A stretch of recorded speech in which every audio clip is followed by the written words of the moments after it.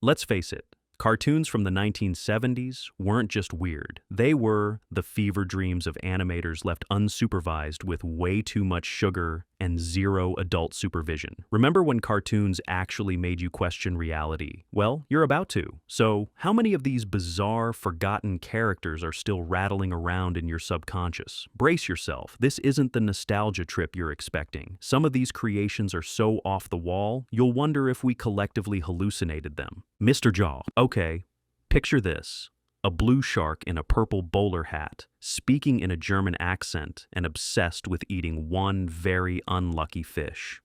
Welcome to the deranged world of Mr. Jaw from the Pink Panther show. You'd think a shark with class would be menacing, but no. Mr. Jaw was less Jaws and more Wile E. Coyote underwater, bungling his way through slapstick schemes with the help of his sidekick Catfish, who had a Brooklyn accent so thick you could spread it on toast. The show didn't just flirt with the absurd, it married it, moved in together, and had a bunch of half-shark, half-loony offspring. Mr. Jaw's main goal? Catch hairy halibut, a fish who never seemed all that concerned for his life, perhaps because the shark's plans were always one banana peel away from total disaster. But what really made Mr. Jaw weird wasn't the top hat or the Teutonic snarl, it was the gleeful, fourth-wall-breaking chaos. This guy actually yelled, "He gotcha," before every failed attack, like a discount Bond villain with a fish fetish. Kids who grew up on Mr. Jaw have never quite recovered. And if you ever find yourself giggling at nothing during a seafood dinner, now you know who to blame. The Funky Phantom. Let's crank the dial on bizarre and meet the Funky Phantom. Picture the Scooby-Doo formula, now replace the stone dog with a full-blown Revolutionary War ghost. That's Mudsy, a bumbling sheet-wearing specter who, along with his ghost cat Boo, gets accidentally released from a grandfather clock by three mystery-solving teens. Now, Mudsy isn't exactly haunting material. He's more Casper than creepy, spouting corny jokes in a voice that sounds like he's perpetually mid-sneeze. The show's premise: Mudsy and the teens travel in a funky dune buggy, stumble into mysteries, and let Mudsy's ghost powers do the heavy lifting, usually by accidentally scaring the villains into confession. But the real kicker? Mudsy's Revolutionary War backstory, which the show references as if it makes perfect sense for him to be chilling with teenagers in the 1970s. The guy died hiding from redcoats, and now he's helping solve crimes in bell-bottom America. History teachers everywhere are screaming into the void. The Funky Phantom is the kind of fever dream that only the 1970s could produce. Proof that when you run out of dog breeds, you just start resurrecting old soldiers. Admit it, you forgot this guy existed, and now you kind of wish you could again. Grape Ape. You want weird? How about a 40-foot-tall purple gorilla with a voice like your uncle after 3 root beers, endlessly repeating his own name? Grape Ape, like a broken toy. That's the Great Grape Ape Show, and yes, it was somehow a real thing. Grape Ape is a walking violation of every rule of physics. He rides around on the roof of a tiny van driven by his nervous canine sidekick, Beagle.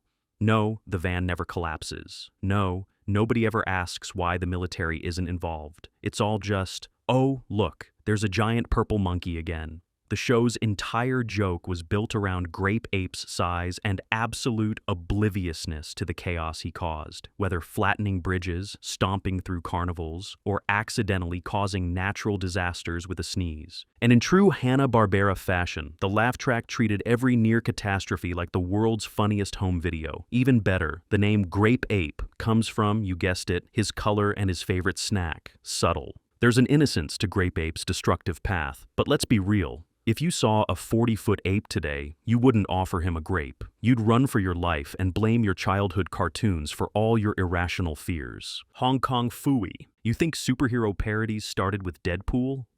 Meet Hong Kong Fooey, a mild-mannered janitor dog named Penry, who jumps into a filing cabinet and transforms into the world's most incompetent kung fu crime fighter. Transforms might be a stretch. He basically just puts on a bathrobe and a mask, and somehow the city's criminal underworld collectively forgets what a dog looks like. Hong Kong Fooey's secret weapon isn't martial arts, it's pure, unfiltered luck. He botches every fight, gets tangled in his own laundry, and survives only because his cat's sidekick, Spot, does all the actual hero work. And yet, every episode, the police and the townspeople treat him like Bruce Lee in a dog suit. This wasn't just funny animal does silly things. Hong Kong Fooey had a theme song that was catchier than the plague, nonsensical gadgets, and villain of the week plots so paper thin you could use them as napkins. The show rode the 1970s kung fu craze straight into the wall, parking itself in that sweet spot between homage and full-blown parody. To this day, nobody's really sure if Hong Kong Fooey was a secret genius, or if his entire run was a meditation on the sheer power of dumb luck. Either way, you can't forget a crime-fighting mutt with a bathrobe and a theme song that lives rent-free in your head, Mumbly. Let's talk about Mumbly, the detective dog who proved that snickering and mumbling could somehow pass for police work in the 1970s. Picture a shorter, scruffier version of Muttley from Wacky Races, but this time he's got a raincoat, a badge, and the world's worst case of "I'm just here for the paycheck" energy. Mumbly doesn't solve mysteries so much as trip over them, snickering through every arrest like he's got a private joke running in his head. His nemesis is the imaginatively named Chief Schnooker, a man so incompetent you start rooting for the criminals by episode 3. The gags mostly involve Mumbly outwitting bumbling bad guys by pure accident, followed by that iconic wheezing giggle. But what really set Mumbly apart from every other Hanna-Barbera canine wasn't just his near unintelligible mumbling, it was the fact that, for once, he wasn't sidekick material. No, in this universe, the muttering dog was in charge, running the show, and somehow still managing to look like he'd rather be napping. The Mumbly cartoon show only lasted one season, probably because it's hard to sell toys based on a character whose primary skill is grumbling under his breath. But for anyone who's ever watched a cartoon and thought, wow, even the animators must have been confused, Mumbly is your spirit animal. Jana of the jungle. How do you out-weird Tarzan?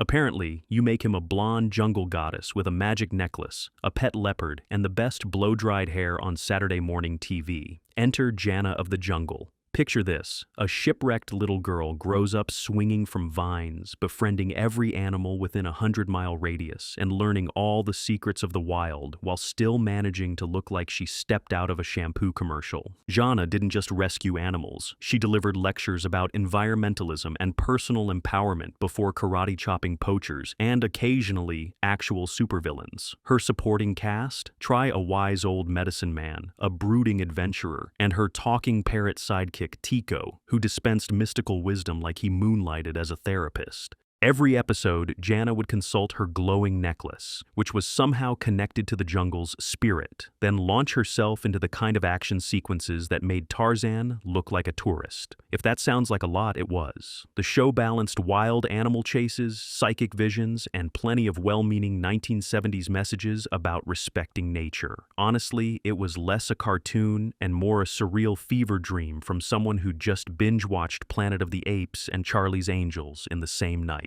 Jana didn't stick around long, but her earnest weirdness lives on. If you're ever lost in the wild and find yourself talking to a glowing parrot, blame Jana, or, better yet, thank her for the pep talk. Blue Falcon and Dynamut. Who says Batman and Robin have to be human, or even competent? In the 1970s, the answer was Blue Falcon and Dynamut, the superhero team-up you never asked for, starring a stoic, cape-wearing crime fighter and his half-bionic, half-malfunctioning robo-dog. Blue Falcon looked the part. Square jaw, intimidating cape, classic serious hero voice. But every mission quickly went off the rails, courtesy of Dynamut, a mechanical mutt whose gadgets never worked as intended and whose blunders made Inspector Gadget look like a Nobel laureate. Jet paws, malfunction, Snoop nose, malfunction.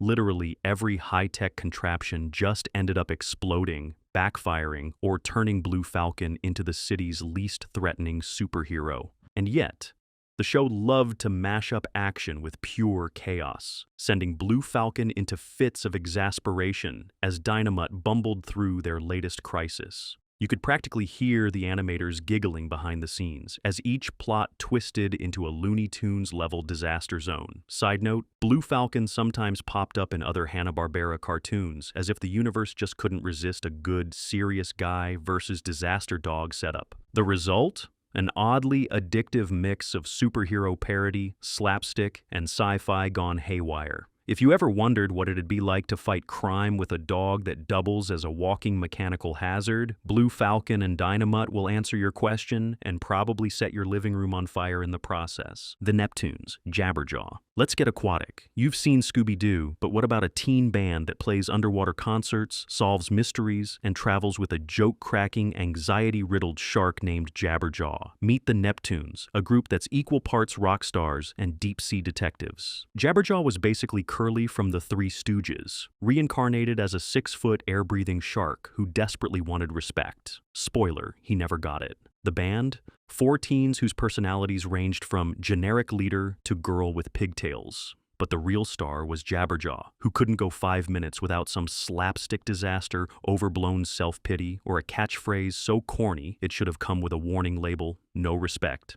The show was a smorgasbord of 1970s tropes. The Neptunes zipped around in a futuristic sub, dodged evil scientists and sea monsters, and solved oceanic capers, all while managing to squeeze in a few musical numbers. Basically, imagine if the Monkees and Flipper had a baby and then sent it to live in the lost city of Atlantis. What made it truly weird wasn't just Jabberjaw's shtick, it was how the show mashed together genres, puns, and awkward humor, all set to a laugh track that made you question your own sanity. If you ever find yourself humming a random surf rock riff and blaming your childhood, odds are the Neptunes and Jabberjaw are to blame. Captain Caveman. If you thought superheroes were getting out of hand, try a prehistoric one who solves crimes by grunting, pulling random gadgets out of his club, and occasionally flying for no logical reason. Captain Caveman wasn't just the weirdest guy in Bedrock, he was the full package, shaggy, toothy, and capable of turning any mystery into a prehistoric panic attack. Let's break it down. The show followed Cavey and his 3 teenage sidekicks, the Teen Angels, as they traveled the world unmasking villains with a mix of wild improvisation and pure dumb luck. Captain Caveman could fly, sometimes, turn invisible, sometimes, or just swing his club and let chaos reign. His powers were as consistent as a broken vending machine. And then there's the voice. Mel Blanc, legendary for Bugs Bunny and Daffy Duck, went full throttle here, giving Cavey a guttural howl and a delivery that landed somewhere between Tarzan and a rock slide. Everything about Captain Caveman was big, loud, and blissfully nonsensical. Need to get out of a trap? He'd pull a full-sized helicopter out of his club like it was Mary Poppins' purse. Need a plan? Just scream, Captain Caveman, and hope for the best. That, my friends, is problem-solving Stone Age style. For everyone who ever wished Scooby-Doo had more chest hair and less logic, Captain Caveman was the answer, whether you wanted it or not. Drac Jr., the Drac Pack. What if the monsters weren't the bad guys, but their grandkids trying desperately to clear the family name? Welcome to the heroic horror of Drac Jr. and the Drac Pack. This is the story of Dracula's teenage grandson, yes, really, who teams up with the teenage descendants of Frankenstein and the Wolfman to right the wrongs of their infamous ancestors. Drac Jr. isn't your average vampire. He's got all the powers, turning into a bat, super strength, cape that doubles as a Swiss Army knife, but none of the sinister vibes. Instead, he spends his time outsmarting the villainous Dr. Dread and the OGR gang, the Organization for Generally Rotten Enterprises. Subtle. Along with Frankie and Howler, Drac Jr. is constantly juggling monster drama with good old-fashioned teenage awkwardness. Every episode delivers a cocktail of monster puns, slapstick chases, and horror cliches flipped on their heads. You haven't lived until you've seen a werewolf try to blend in at a high school pep rally or a vampire get sunburned during a rescue mission. The Drac Pack was like a haunted house run by the Addams family's straight-A students. Ridiculous, lovable, and never quite as scary as they wanted to be. If you ever wondered what would happen if Universal's monsters joined the Boy Scouts, Drac Jr. and his crew have your answer. Speed Buggy. You think Scooby-Doo was a formula? Meet Speed Buggy, the stuttering orange dune buggy with a mind of its own, literally. Speed Buggy wasn't just sentient, he was the star. Forget the talking dogs and ghost-chasing teens. This time, you get a jalopy with a horn for a voice and a personality so jittery, you'd swear he'd been siphoning gasoline from an espresso machine. The premise? 3 human teens, Tinker the mechanic, Mark the cool guy, and Debbie the girl who's here, race around the globe in Speed Buggy, running into mad scientists, criminals, and the occasional robot army. Instead of, driving away, Speedy's always right in the thick of it, stammering, room-a-zoom-zoom, while somehow saving the day with his completely implausible gadgets and a knack for slapstick chaos. Every week, you'd get a pile-up of puns, pratfalls, and chase scenes that made absolutely no sense.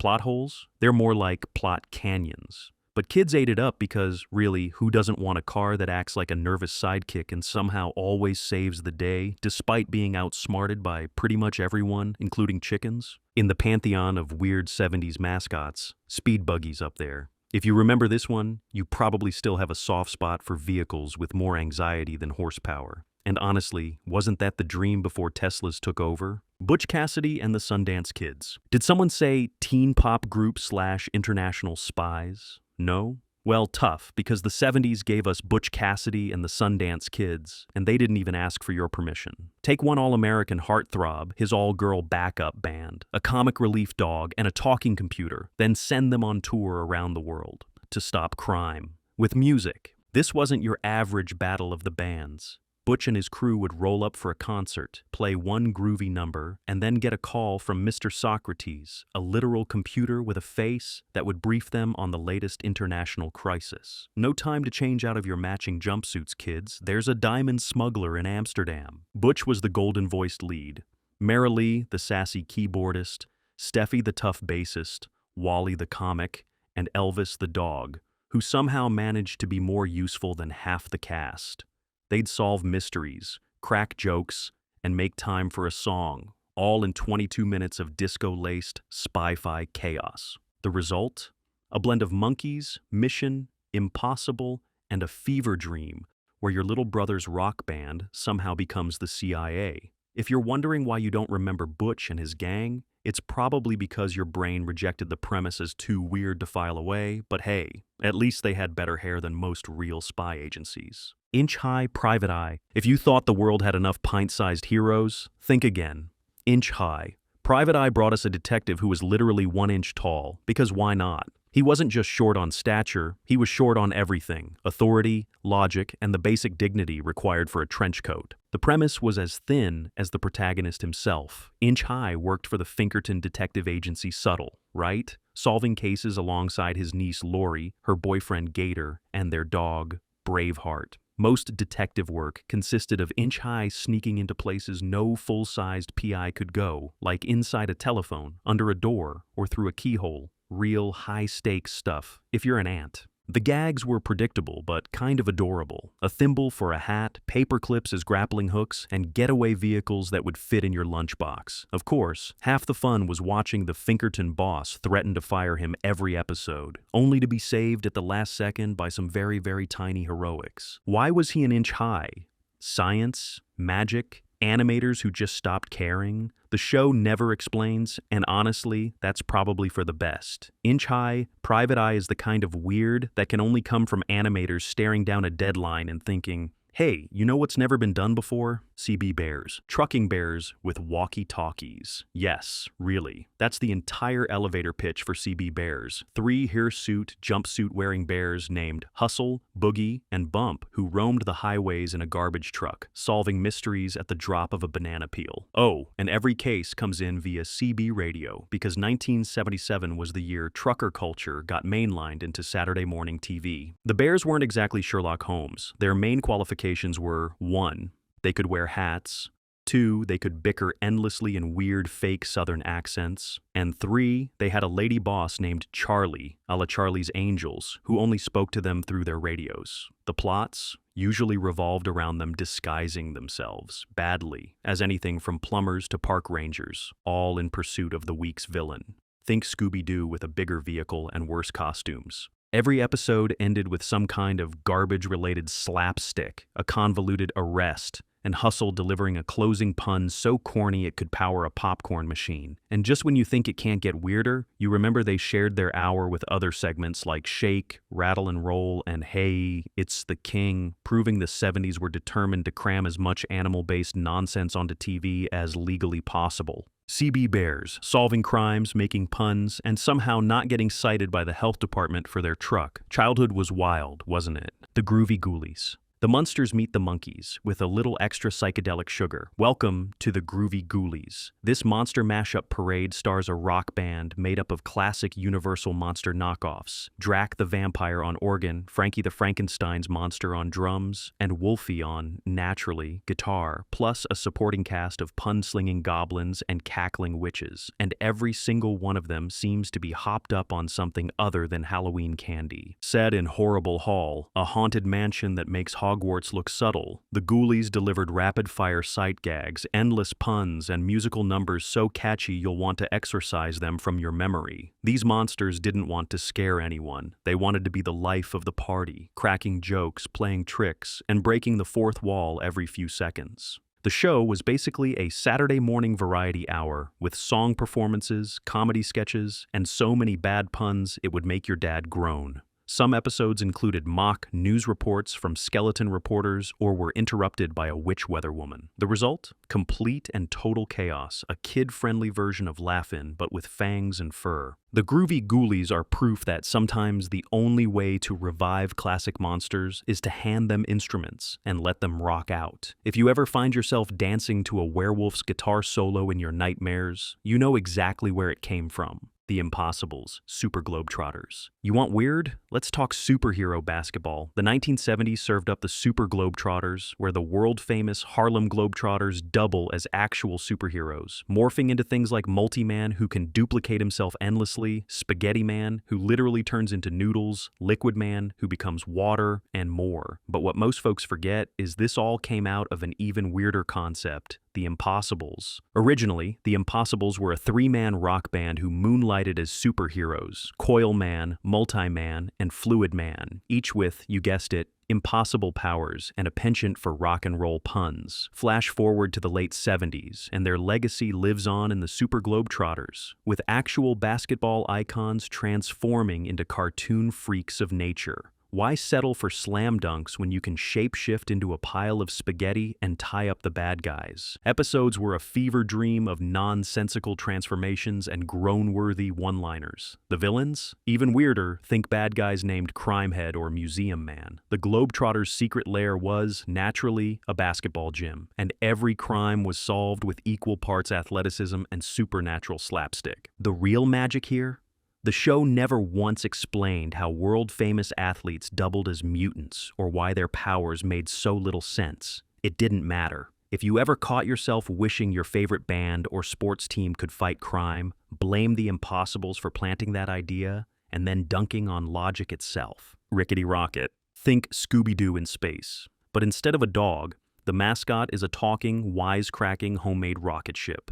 That's Rickety Rocket, the star of a late 70s show featuring 4 black teenage detectives, the Far Out Detectives, solving crimes in a Jetsons meets blaxploitation future. Rickety Rocket was exactly what he sounded like: a junkyard-built rocket with a toothy grin, bulging eyes, and an attitude. His voice, high-pitched and full of sass with catchphrases that would make your grandma cringe. The kids would pile into Rickety and launch into a futuristic city where robots, mad scientists, and aliens ran amok. Did the rocket actually help solve crimes? Not really. Most episodes ended with Rickety making things worse, then somehow saving the day through pure accident and a couple of last-minute physics-defying stunts. But for all its oddball chaos, Rickety Rocket was one of the few cartoons of the era with black protagonists, giving it a cult status among fans. The mysteries were always wild. Think invisible crooks, haunted spaceships, or citywide food fights. The animation, low budget, the puns, relentless. Still, if you remember Rickety Rocket, you remember a show that smashed a ton of boundaries, for better or weirder. And if you ever tried to make your own rocket out of trash and hope as a kid, this show probably gave you the blueprint and the warning. Wheelie and the Chopper Bunch.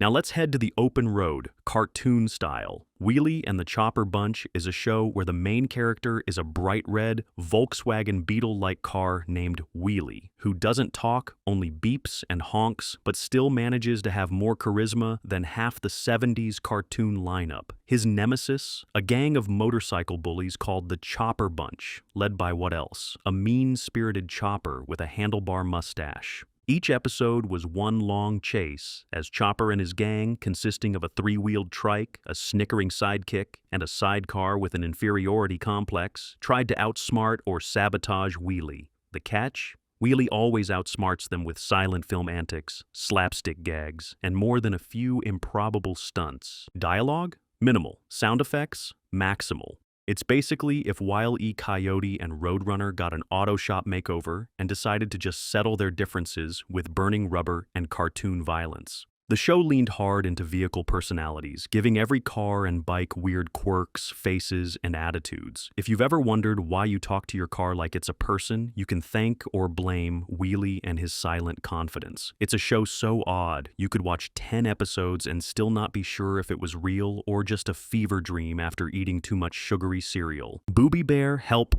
it's the Hair Bear bunch. Now, imagine a Prison Break movie, but the inmates are groovy, Afro-sporting bears with a knack for con artistry. Welcome to Booby Bear and his pals in Help. It's the Hair Bear bunch, the ultimate cartoon answer to What If Yogi Bear, but weirder. Booby Bear is the brains of the bunch, always scheming up new ways to break out of the Wonderland Zoo, which is run by a clueless zookeeper and his even more clueless assistant. His partners in crime, Square Bear, the muscle, and Hair Bear, the leader, whose hairdo could hide small animals. Their cell?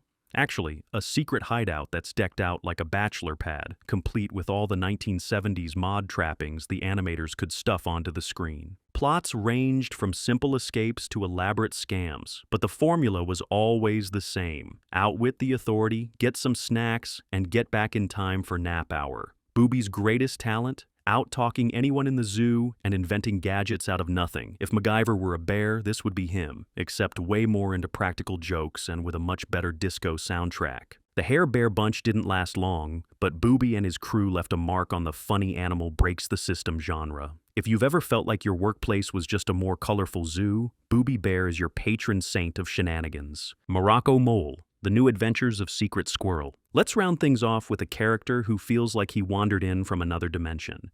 Morocco Mole is the fez-wearing, bespectacled sidekick to Secret Squirrel, a spy caper parody with all the surreal logic of the 70s. Morocco's whole deal? Picture Peter Lorre as a mole, complete with nervous muttering and a talent for getting kidnapped at least once per episode. He's the anti-Bond, bumbling, slow, and more likely to trip over his own fez than uncover an evil plot. Secret Squirrel always got the glory, but Morocco Mole was the heart, timid, loyal, and genuinely confused by the mayhem around him. Together, they bumbled through international incidents, madcap chase scenes, and enough absurd disguises to make Inspector Clouseau jealous. Morocco's biggest spy skill was hiding under random objects, shivering in fear, or accidentally saving the day through a complete lack of planning. In the rebooted New Adventures that aired throughout the 70s, he became even more lovable, and even more hopelessly unhelpful. But that's exactly why Morocco works. He's a soft-spoken, accidental hero who made espionage look more like a blooper reel than a slick spy flick. And if you've ever felt out of your depth but stuck it out anyway, Morocco Mole is basically your animated alter ego.